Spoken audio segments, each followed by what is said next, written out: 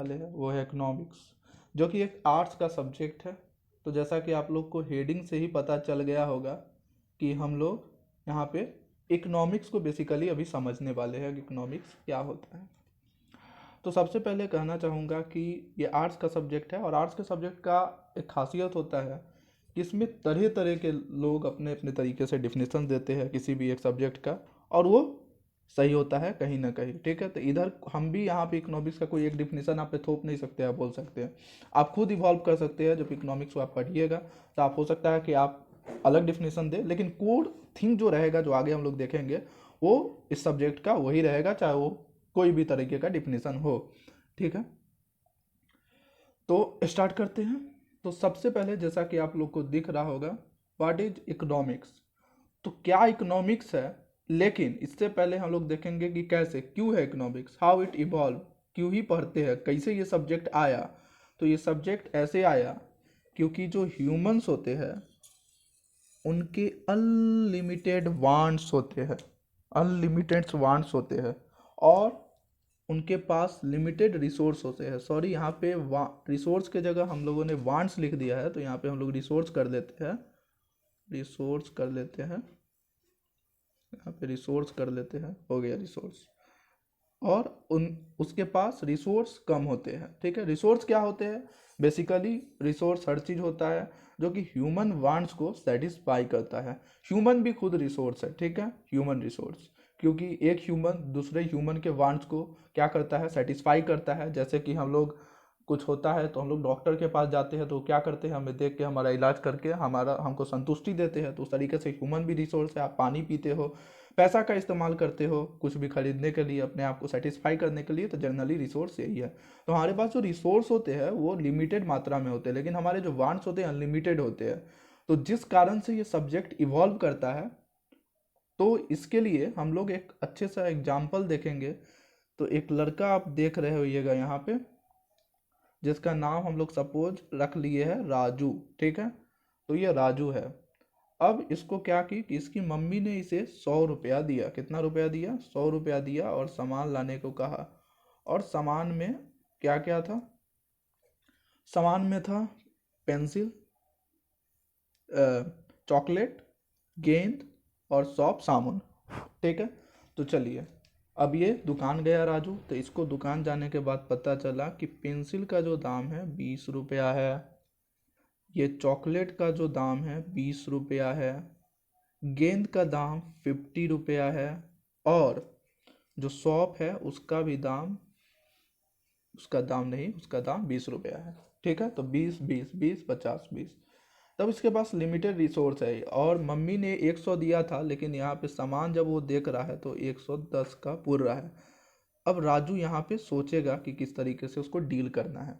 तो सबसे पहले वो क्या सोचेगा, पिक करेगा कि उसको होमवर्क बनाना है शाम को, तो वो सबसे पहले पेंसिल खरीदेगा। तो उसने 20 रुपये का पेंसिल खरीद लिया। ठीक है, ठीक है, चलो, उसने 20 रुपये का पेंसिल खरीद लिया। अब देखा कि मम्मी ने बोला कि साबुन ला के साबुन लेके आओ, तो साबुन इम्पोर्टेंट है, तो उसने साबुन भी 20 रुपये का खरीद लिया। ठीक है, अब उसके पास 60 रुपया बचता है। ठीक है, उसके पास क्या बचता है, 60 रुपया बचता है। तो वो क्या करेगा, अब उसके पास बचा चॉकलेट और क्या, गेंद बचा। तो वो दोनों में से क्या लेगा, चॉकलेट लेगा या गेंद लेगा। तब राजू सोचता है कि यदि उसने गेंद को ले लिया तो वो चॉकलेट नहीं ले पाएगा। ठीक है, और यदि चॉकलेट ले लिया तो फिर गेंद को नहीं ले पाएगा। तो सोचता है कि अभी तो हम बाजार निकल चुके हैं, लिमिटेड रिसोर्स है, घर भी जाना दूर पड़ेगा, और 1 सप्ताह बाद उसको गेंद का ज़रूरत है जब खेलेगा वो छुट्टी में। तो अभी वो क्या करेगा कि पिक करेगा 20 रुपया का चॉकलेट। ठीक है, तो 20 रुपये का वो चॉकलेट पिक करेगा। तो वो उसने 20 रुपये का चॉकलेट पिक कर लिया, 60 रुपये का टोटल हो गया। अब ऐसा नहीं है कि यहाँ पे हम लोग लेके चले गए कि दुकानदार भला नहीं है, वो डिस्काउंट उसको 10 रुपये का नहीं देगा, 85 रुपये में उसको बॉल देगा, 40 रुपये का बॉल उसको नहीं देगा। तो ये एक्सेप्शन आप लोग नहीं लगाइएगा कि दुकानदार भला होगा, हम लोग को तो 10 रुपये छूट दे देता है, इसको नहीं देगा। ठीक है, तो ये क्या करेगा, ये 3 सामान लेके अपने लिमिटेड रिसोर्स में चल आया। तो यही हुआ, आपके पास जो लिमिटेड रिसोर्स है उसका आप अपने वांट्स को मैक्सिमाइज करने का कोशिश करते हैं, ठीक है। पूरा आप फुलफिल नहीं कर सकते, आप मैक्सिमाइज करने का कोशिश करते हैं उस लिमिटेड रिसोर्स के साथ, डेट इज इकोनॉमिक्स। और आगे हम लोग देखते हैं। तो यहाँ तक था कि वांट्स को मैक्सिमाइज करना। आता कैसे सब्जेक्ट है ये हम लोगों ने देखा, अनलिमिटेड वांट्स और लिमिटेड रिसोर्सेस, ठीक है। चलिए तो अगले स्लाइड पे हम लोग पढ़ते हैं। अगले स्लाइड पे आ गए हम लोग। यहाँ पे कुछ मैंने डिफिनीशन लिखी है, उस पर बात कर लेते हैं। तो चलिए, तो यहाँ पे पहला डिफिनीशन आप लोग देख रहे होगा। पहला डिफिनीशन जो है, it is a science of production, consumption and distribution in such a way that helps in the well wing of society. मतलब ये एक ऐसा साइंस है जो कि प्रोडक्शन के बारे में बतलाता है, किस तरीके से किया जाए, कंजम्पशन किस तरीके से किया जाए, डिस्ट्रीब्यूशन किस तरीके से किया जाए, एक ऐसे तरीके से किया जाए ये बतलाता है जिससे कि सोसाइटी का कल्याण हो, जो समाज है उसका कल्याण हो, उसका भला हो, ठीक है, वेलफेयर, ठीक है, वेलफेयर हो। स्कार्स रिसोर्स है और उसका किस तरीके से हम लोग यूज करें जिससे कि हम सॉरी जिससे कि वेलफेयर हो समाज का। उस स्कार्स रिसोर्स का किस तरीके से यूज करें कि समाज का वेलफेयर हो।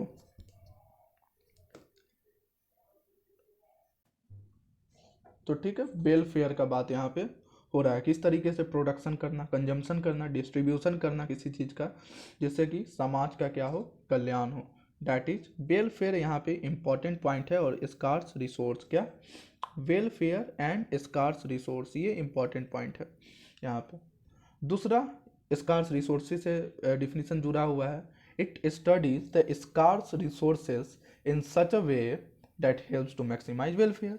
मतलब कि स्कार्स रिसोर्स को इस तरीके से यूज करना जो कि वेलफेयर को मैक्सिमाइज करे, ठीक है।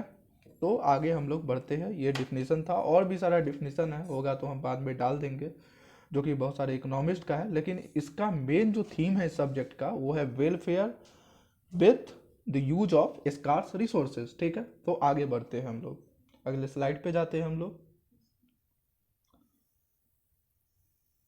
अब ये थोड़ा इम्पोर्टेंट है, समझने लायक है, इम्पोर्टेंट वो भी था, ऐसा नहीं है। तो चलिए इसको समझते हैं। इट हैज, जैसा कि आप लोग देख रहे हैं, it has major impact on society. मतलब जो इकोनॉमी का एक तरीके से मेजर इम्पैक्ट होता है, असर होता है हमारे समाज पर, ठीक है। तो कैसे होता है, सिर्फ बोलने से तो नहीं हो जाएगा, इसका एग्जाम्पल देखते हैं। तो फर्स्ट एग्जाम्पल यहाँ पे दिखता है, जो हमारा 1991 का इकोनॉमिक रिफॉर्म हुआ। यहाँ पे जो आप इनका इमेज देख रहे हैं, ये है पीवी नरसिम्हा राव, जो हमारे प्रधानमंत्री रह चुके हैं। इन्हीं के काल में ये इकोनॉमिक रिफॉर्म आया था। अब यहाँ पे हम इसके बारे में ज़्यादा बात नहीं करेंगे, इकोनॉमिक रिफॉर्म क्या था, क्यों आया था, क्योंकि ये टॉपिक से भटकने वाला बात होगा। हम जनरली इकोनॉमिक्स को समझ रहे हैं, ठीक है ना, इसलिए हम लोग यहाँ पे ये बात नहीं करेंगे, लेकिन इसके इम्पैक्ट का बात करेंगे। जनरली बेसिकली जो भारत का फॉरेन रिजर्व है, यानी कि जो विदेशी मुद्रा कोष है, वो ख़त्म हो चुका था, जिसके कारण भारत के पास खरीदने के लिए सामान, बाहर से खरीदने के लिए बहुत ही पैसा कम था। ज़्यादातर भारत इंपोर्ट करती थी, यानी कि आयात करती थी सामानों का, उस समय नहीं था, खासकर खाद्य सामग्री का। तो ये पूरा ख़त्म हो चुका था, जिसके लिए एक बड़ा इकोनॉमिक रिफॉर्म का ज़रूरत था। तो वो रिफॉर्म को जो 1991 में आया, उसको बोलते हैं LPG रिफॉर्म, यानी कि लिबरलाइजेशन, प्राइवेटाइजेशन एंड ग्लोबलाइजेशन, ठीक है। तो अब शॉर्ट चीज देखेंगे कि लिबरलाइजेशन क्या है, प्राइवेटाइजेशन क्या है और ग्लोबलाइजेशन क्या है। लिबरलाइजेशन का मतलब ये हुआ कि अब सरकारें बैंक पर से RBI का जो ज़्यादा मोनोपोली कहिए या बहुत ज़्यादा कंट्रोल कहिए, जो कि बैंक को फ्रीली वर्क करने से रोकती थी, उसको ढीला किया गया। यानी कि अब बैंक मॉनिटर नहीं करेगा, फैसिलेटर हो चुका है। मतलब RBI का कामकाज देखेगा, यदि कहीं गलत हो रहा है तो उसको देगा, बैंक यदि कर्जा में डूबती है तो सहायता भी करेगा RBI। उसके बाद प्राइवेटाइजेशन, बहुत सारे इंडस्ट्री को प्राइवेटाइज किया गया, मेजर मेजर इंडस्ट्री को छोड़ के, जैसे कि केमिकल्स इंडस्ट्री जो हथियार बनाती है, वो सारे इंडस्ट्री TC, उनको बाकी सबको प्राइवेटाइज किया गया। उसको सरकार अपने से छूट दी, दूसरों को बोली आप लगाओ। और उसके बाद आया ग्लोबलाइजेशन, यानी कि भारत के अर्थव्यवस्था को दुनिया की अर्थव्यवस्था से जोड़ना, जैसे कंपटीशन बढ़ाया जाए। इसमें सबसे अच्छा एग्जाम्पल हमें एफडीआई का मिलता है। क्या? एफडीआई, जिसका फुल फॉर्म होता है फॉरेन डायरेक्ट इन्वेस्टमेंट। सॉरी, हम यहाँ पे आई के जगह टी लिख दिए हैं, यहाँ पे आई है एफडीआई, यानी कि फॉरेन डायरेक्ट इन्वेस्टमेंट। अब यहाँ पे फॉरेन जो कंपनियां हैं, यहाँ पे डायरेक्ट अपना कंपनी लगा सकती है, ऑनर वही रहेगा अपना कंपनी, फॉरेन कंपनी अपना यहाँ पे ब्रांचेस लगाएगी। तो इससे क्या फायदा होगा? यहाँ पे लोगों का रोजगार बढ़ेगा। क्या होगा? रोजगार यहाँ पे बढ़ेगा।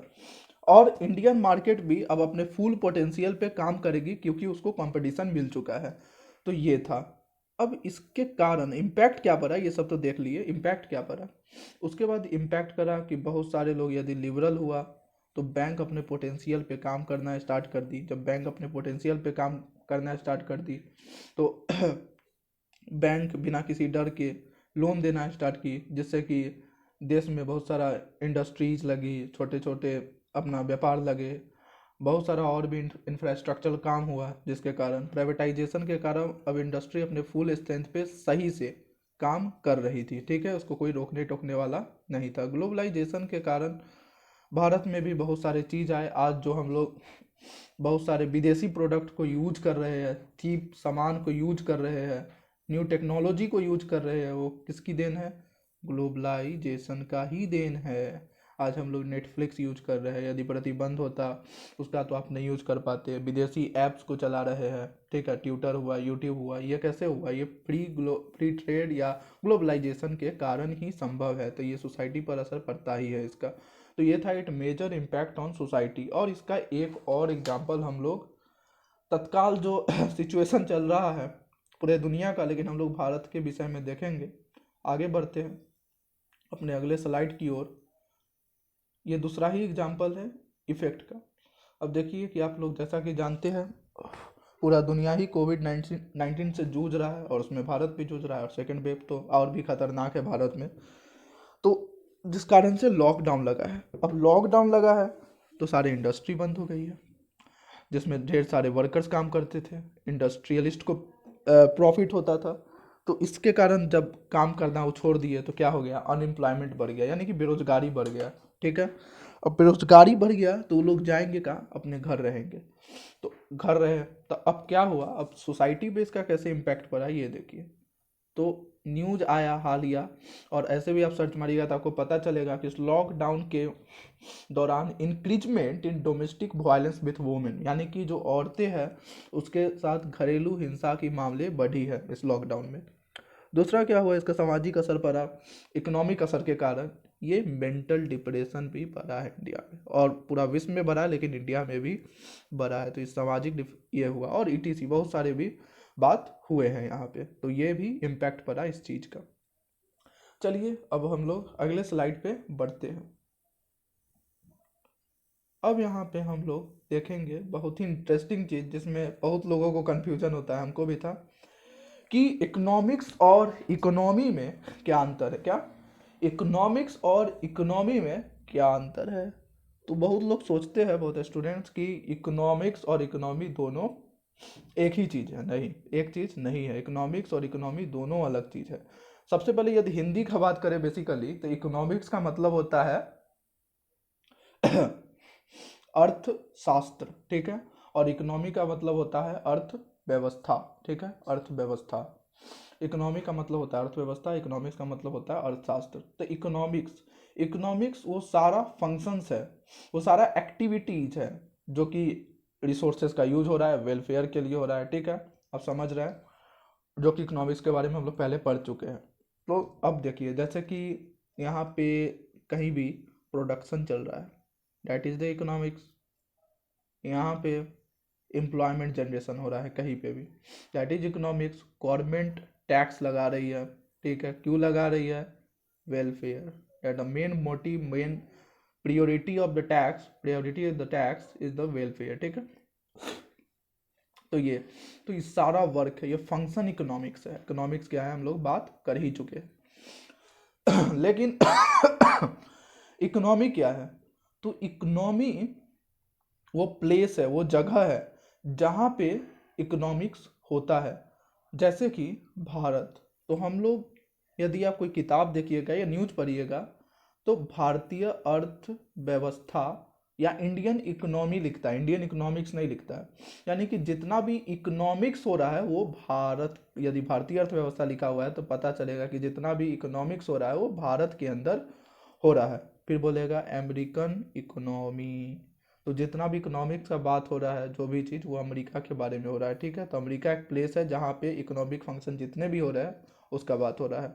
यूरोपियन इकोनॉमी, ठीक है, तो ये सारा बात हो रहा है यूरोप में जो भी इकोनॉमिक्स के फंक्शन हो रहा है, इकोनॉमिक्स हो रहा है। ठीक है, इसका बहुत अच्छा एग्जाम्पल हम लोग ले सकते हैं, जैसे कि आपका घर है और सभी का घर है, तो आप घर में रहते हैं। ठीक है, मान लीजिए कोई भी घर है, अब घर बनाने तो हमको नहीं आता है, तब भी कोशिश करते हैं, कोई भी घर है। ठीक है, और ये घर में आप लोग रहते हैं, तो परिवार रहता है, तो क्या करता है, आप घर में खाते हैं, पीते हैं, नहाते हैं, धोआते हैं, पढ़ते हैं, लिखते हैं, पूजा करते हैं, पाठ करते हैं, सारा काम करते हैं। तो मान लीजिए सारा इकोनॉमिक एक्टिविटी है, लेकिन आप करते कहाँ हैं, तो आप इस घर में करते हैं, अपने पार्टिकुलर घर में करते हैं। हर लोग करता है, बोलेगा इसका घर, जो मेन प्रमुख होते हैं उसका घर से बोला जाता है, उस घर में ये सारा वर्क हो रहा है। तो जो वर्क हो रहा है घर में तरह तरह के डिफरेंट टाइप्स के, वो इकोनॉमिक्स हुआ। और जिस घर में हो रहा है वो इकोनॉमी हुआ, प्लेस। ठीक है, इसलिए हम लोग बोलते हैं Indian economy, American economy, Pakistan का इकोनॉमी, और यूरोपियन इकोनॉमी, ठीक है, ऑस्ट्रेलियन इकोनॉमी, दैट एक्सेट्रा। तो ठीक है, ये था, और इसके साथ ही हमारा चैप्टर का द एंड होता है, यानी कि चैप्टर समाप्त होता है। अपना फीडबैक हमें प्रोवाइड करवाइए कि आपको ये कैसा लगा। पसंद आया तो सब्सक्राइब कीजिए, लाइक कीजिए और दोस्तों के साथ शेयर कीजिए, और फीडबैक ज़रूर दीजिए कि आपको ये कैसा लगा। So thanks to watching.